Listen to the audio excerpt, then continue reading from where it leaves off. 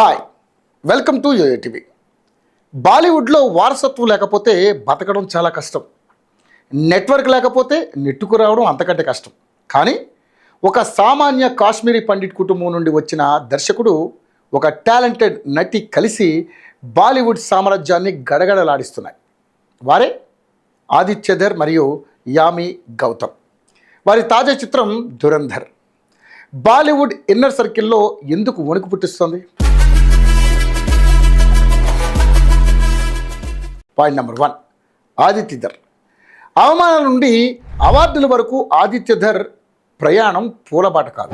Dyslexia సమస్యతో చదవడం, రాయడంలో ఇబ్బందులు పడ్డ ఆదిత్య బాలీవుడ్లో అడుగుపెట్టిన కొత్తలో ఎన్నో అవమానాలు ఎదుర్కొన్నారు. రవీంద్ర కౌశిక్ వంటి నిజమైన రా ఏజెంట్ల కథలపై ఆయన చేసిన రీసెర్చ్ను పెద్ద ప్రొడక్షన్స్ హౌస్లు వాడుకుని ఆయనను పక్కన పెట్టేసేవి. ఇక ధర్మ ప్రొడక్షన్ వంటి పెద్ద బ్యానర్లలో సినిమాలు మొదలవుతున్నాయన్న తరుణంలో సర్జికల్ స్ట్రైక్ వల్ల పాకిస్తానీ నటులపై బ్యాన్ రావడంతో ఆయన ప్రాజెక్టులు ఆగిపోయాయి. Point number 2, Yami Gautam. Ignore చేసిన ఇండస్ట్రీకి గట్టి సమాధానం. యామి గౌతమ్ మంచి నటి అని అందరికీ తెలుసు, కానీ బాలీవుడ్ ఎప్పుడు ఒక అవుట్ సైడర్ లాగే చూసింది. ఇక కాఫీ విత్ కరణ్ నుంచి దూరం. ఇండస్ట్రీలో పవర్ సర్కిల్లో ఉన్నవారికే ప్రాధాన్యత ఇచ్చే షోలలో ఆమెకు చోటు ఉండేది కాదు. క్యాబిల్ వంటి సినిమాల్లో హీరోయిన్గా ఉన్న ప్రమోషన్స్లో ఆమెను పక్కన పెట్టేసేవారు. చివరకు హృతిక్ రోషన్ జోక్యం చేసుకోవాల్సి వచ్చేది. పాయింట్ నెంబర్ 3, ఉరితో మొదలైన తిరుగుబాటు. వ్యవస్థ తనను గుర్తించడం లేదని ఆదిత్యధర్ కుంగిపోలేదు.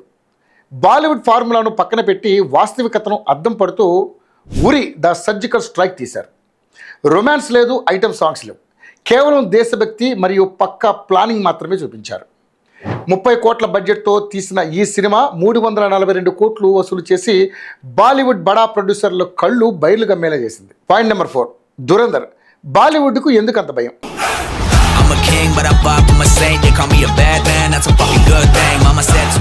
ప్రస్తుతం ఆదిత్యధర్ నిర్మించిన దురంధర్ సిరీస్ బాలీవుడ్ పెద్దలకు నిద్ర లేకుండా చేస్తుంది.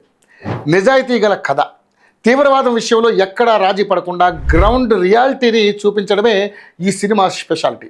దీనికి సొంత పెట్టుబడి, ఏ పెద్ద ప్లాట్ఫామ్ మద్దతు ఇవ్వకపోయినా కూడా ఆదిత్యధర్ తన సొంత డబ్బులతో ఈ ప్రాజెక్ట్ను పూర్తి చేసి రిస్క్ తీసుకున్నారు.